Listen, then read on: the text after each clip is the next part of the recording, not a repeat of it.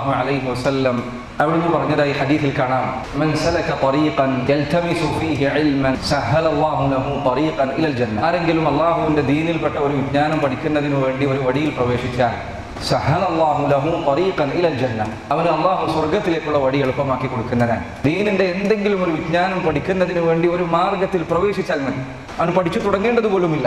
ദീൻ പഠിക്കുന്നതിന് വേണ്ടി അവൻ വീട്ടിൽ നിന്ന് പുറത്തിറങ്ങിയാൽ അല്ലാഹു അവന് സ്വർഗ്ഗത്തിലേക്കുള്ള വഴി എളുപ്പമാക്കി കൊടുക്കും.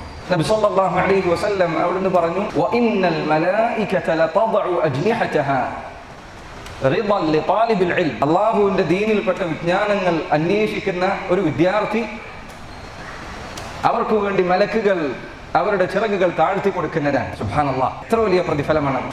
ചില ആളുകൾ വിചാരിക്കും ദീൻ പഠിക്കുക എന്ന് പറഞ്ഞാൽ അതൊക്കെ പ്രസംഗിക്കുന്ന ആളുകൾ, ഖുത്ബ പറയുന്നവർ, പള്ളിയിലെ ഇമാമുമാർ അവർക്ക് പറഞ്ഞതല്ലേ? ഒരിക്കലുമല്ല. ദീൻ പഠിക്കുക എന്നത് എല്ലാ മുസ്ലിമിന്റെ മേലും ബാധ്യതയാണ്. റസൂലുള്ളാഹി സ്വല്ലല്ലാഹു അലൈഹി വസല്ലം പറഞ്ഞു ളലബുൽ ഇൽമി ഫരീദത്തുൻ അലാ കുല്ലി മുസ്ലിം. ദീനിന്റെ വിജ്ഞാനങ്ങൾ പഠിക്കുക എന്നത് ഫരീദത്തുൻ, ഫർദ്. എല്ലാ മുസ്ലിമിന്റെ മേലും ദീൻ പഠിക്കുക എന്നത് നിർബന്ധമായ ബാധ്യതയാണ്.